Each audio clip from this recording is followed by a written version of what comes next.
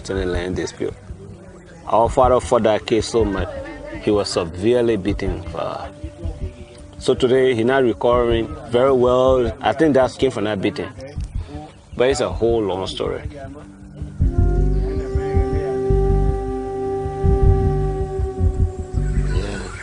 Where is the brushing down? That on that side, right? On the other side? Yes. Okay. What is public land? What is customary land? People take advantage of what we call customary law and statutory law and marginalize. So it creates a lot of conflict. Sometimes in Liberia, land conflict will erupt very fast. But if you study the root causes of such a conflict, you will know that some voices have been silent for a long time. Because I believe that for us to know where we are and where we're going, it's better to know where we come from. I have gone back to the village where I came from. Our father, who is very old and approximately over 100 years now, asking him series of questions concerning the land, how we inherited the land, our people, where they came from, his father, his grandfather, where they came from. And one day he looked at me and said, "You will be the wisest of your brothers." And I asked him why. He asked me, "None of your brothers or even sister have ever asked me the questions you are asking me."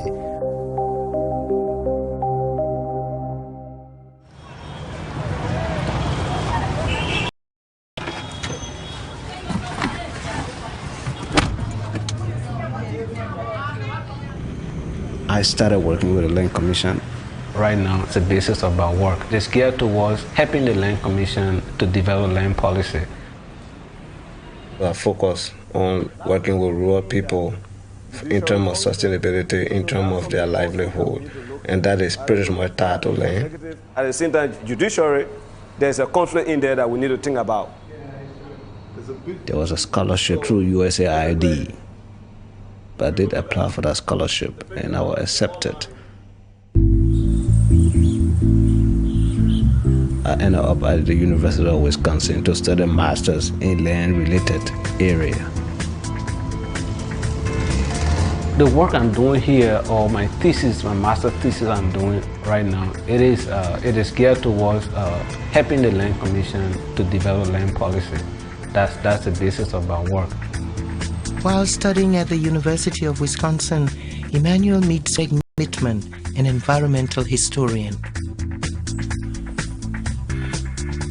Emmanuel and I met by chance. I was heading to Liberia in the summer of 2012, and our graduate student coordinator put me in touch with him. He said, "You know, we have a graduate student in the Nelson Institute who's from Liberia." And I said, "That's fantastic. I'd love to meet him." When I saw Greg, everything just seemed to come together. I was asked to serve as a scholar consultant on a film that was going to be made about the roots of international conservation and colonialism. They had footage of 3 different expeditions. One was of a 1926 expedition to Liberia. And I met Emmanuel, and then we watched the footage together. I was just really overwhelmed when I saw it. This was my first time to see how life was in Liberia at that time. Emmanuel was amazed to find that the 1926 Harvard expedition to Liberia passed close by his hometown, Gomu village. Words are inadequate to express the time I saw the footage of the expedition. The Harvard expedition was supported by Firestone Tire and Rubber Company, which in 1926 became the first major multinational company to be established in Liberia. The expedition traveled the corridor from the Firestone area to Kakata, to Zenzu, to Banga, the heartland of Liberia. They saw road building, they captured that on camera. They saw historical important figures, the landscape at the time. they were able to capture all of those on camera. The footage is important to Liberia, historically and in a contemporary term right now, because the footage gave a deeper understanding as to what we're dealing with today. It started way back. I was so fortunate to have seen it and now taking it back to my country.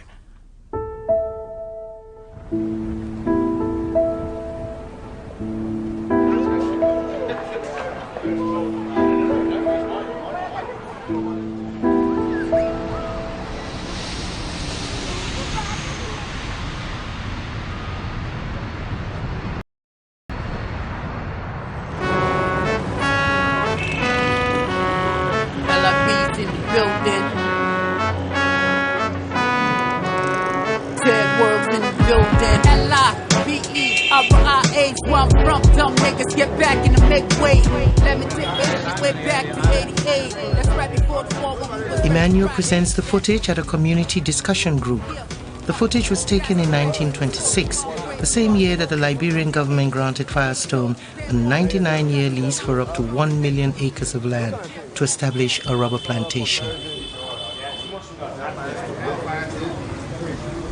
You see rubber trees, they were wondering why Firestone, because you know the story that engulfed Firestone and the Liberian people. You say that the agreement was for 99 years? Yeah, 99 years. The 99 agreement was revisited, was revised? It was revisited in 2007.